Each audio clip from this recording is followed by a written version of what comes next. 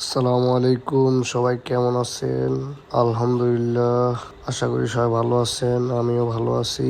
আসলে আমি বিকেলবেলা বাড়িতে থাকি না, বেশিরভাগই বাজারে থাকি।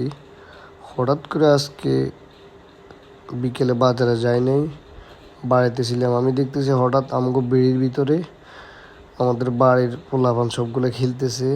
বিষয়টা অনেক ভালো লাগতেছে আমার কাছে।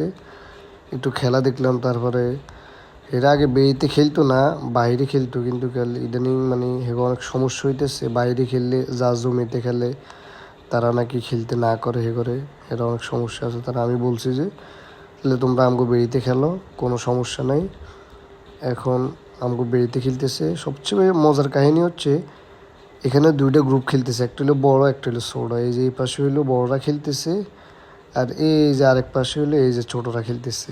মানে এটাই সবচেয়ে আমার ভালো লাগছে, এক পাশে বড় এক পাশে ছোট। বিষয়টা আমার কাছে অনেক ভালো লাগছে।